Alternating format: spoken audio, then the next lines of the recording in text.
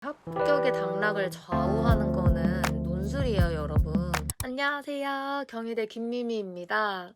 오늘은 지금까지는 약간 수시를 중점으로 말씀을 드렸다면 좀 더 편입적인 부분에 대해서 말씀을 드려보려고 해요.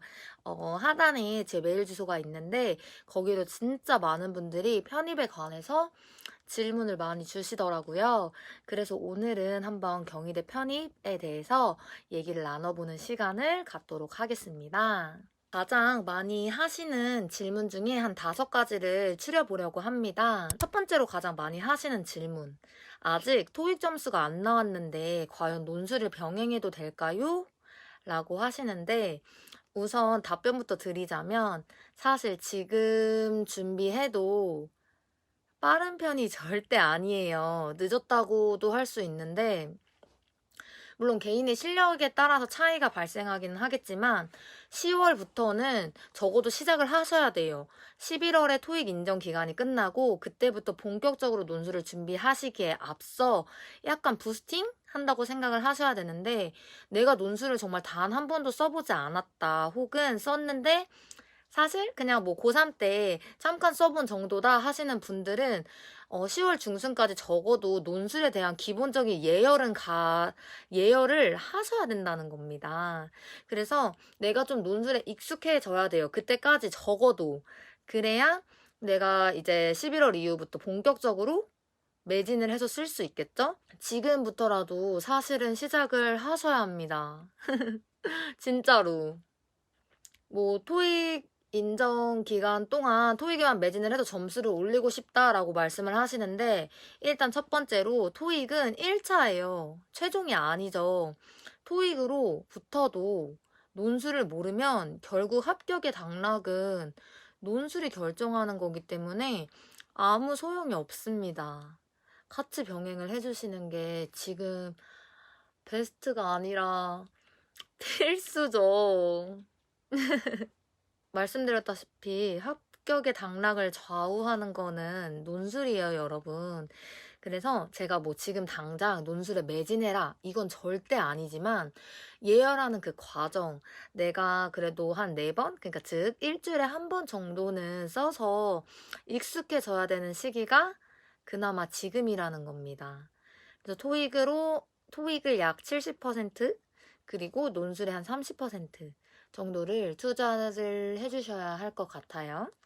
그래서 많이는 안 바라고 일주일에 한 번 정도 한 회 정도를 푸는 거 독학 방법도 알려드렸고 혹시 과외할 수 있다 하시는 분들은 과외 시간 조절해서 하시는 거를 추천드립니다.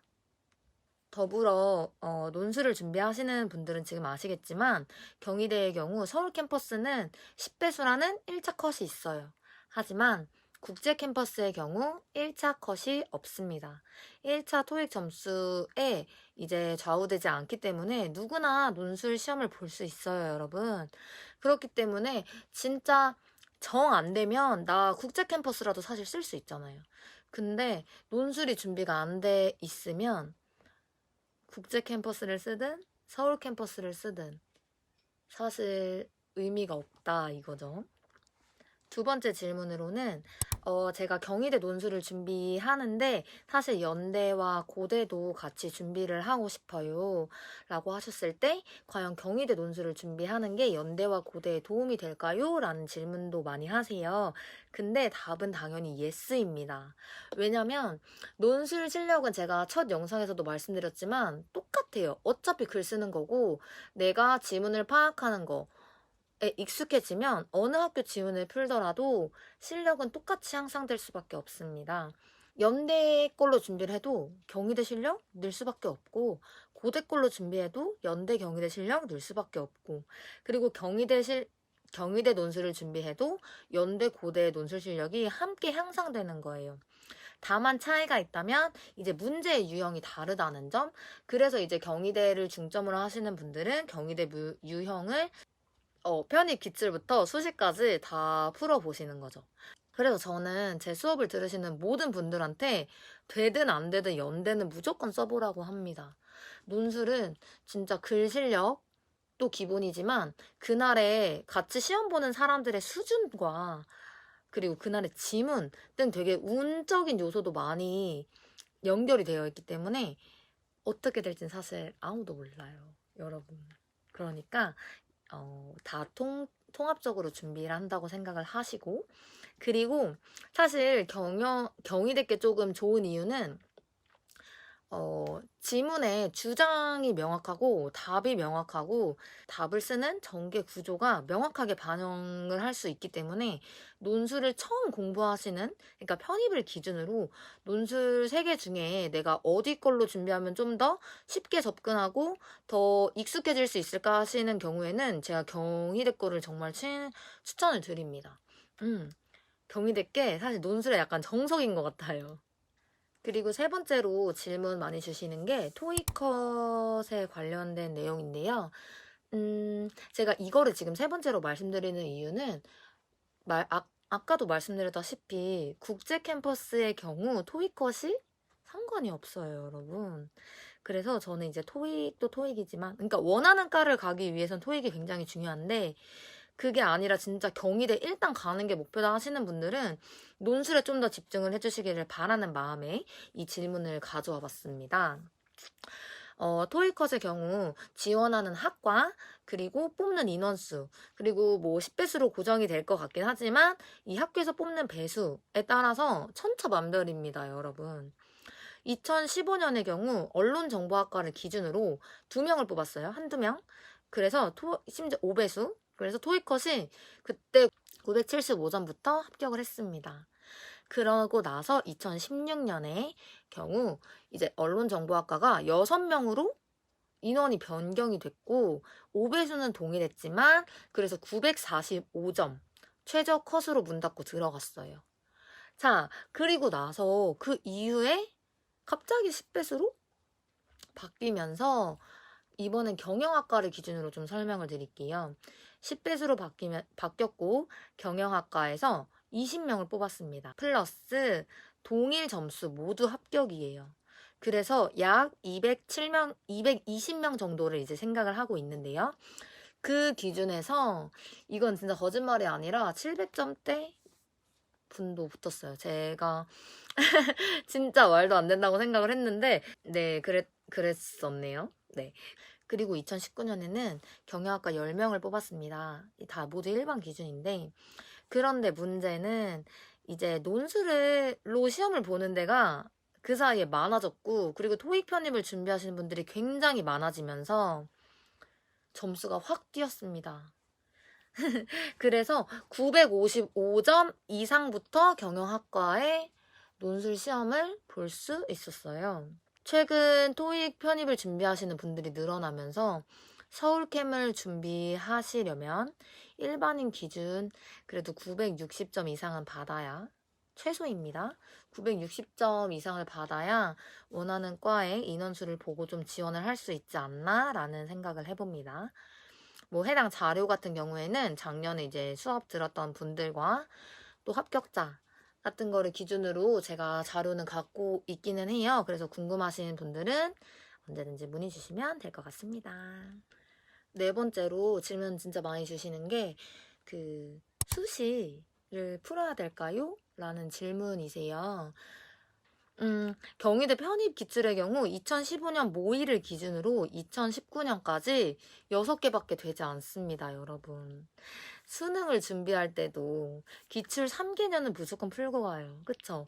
그러면 최소 9개인데 6개로 택도 없잖아요. 그쵸? 그래서 여러분 2012년부터 경희대 수시 논술이 시작이 됐고 2012년부터 2019년 이제 2020년 모의 논술고사까지 나왔죠?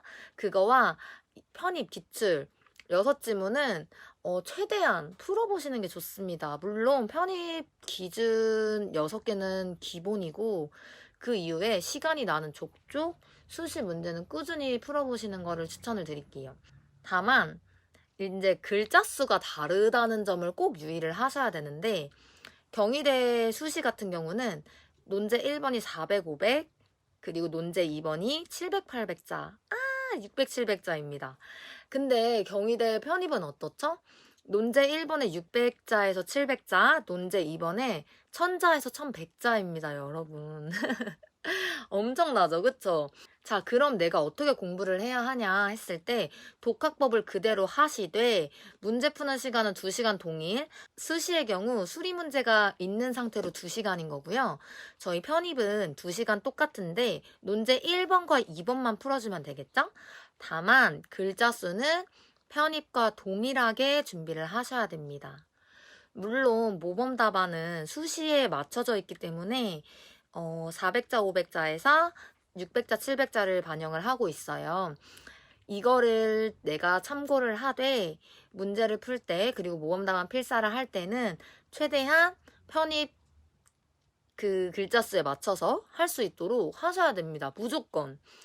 그러니까 다시 정리를 하자면 2시간 동안 문제를 푸는데 논제 1은 600자, 700자로, 논제 2는 1000자, 1100자로 푸시면 됩니다.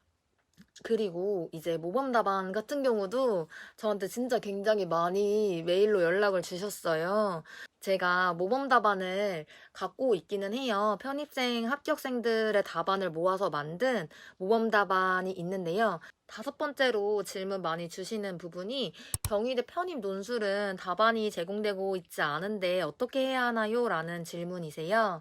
전 사실 이게 이제 편입을 준비하시면서 과외나 수업을 듣는 큰 이유라고 생각을 하기는 합니다. 경희대는 이제 답이 좀 있기 때문에 지문 분석도 중요하고 그만큼 답이 맞는지 안 맞는지가 중요하기 때문에 답안이 필요할 수밖에 없긴 한데 이걸 얻을 수 있는 방법이 사실 과외를 하거나 아니면 뭐 학원에 가서 수업을 들으면서 뉘앙스를 파악해서 다시 스스로 제작성 해보는 방법?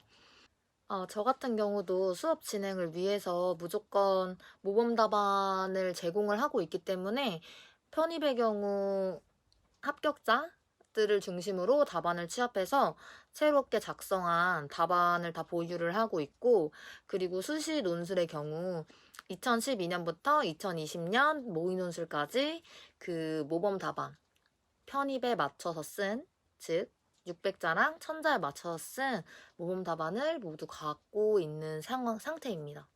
그래서 뭐 관련해서 문의사항 있으시면 밑에 제가 메일 적어놨는데 그걸로 연락을 주시면 될 것 같아요. 오늘도 제 수업이 이해가 쏙쏙 되셨다면 다음 수업을 위해 좋아요와 구독하기 눌러주세요. 다음 시간에 봐요. 안녕.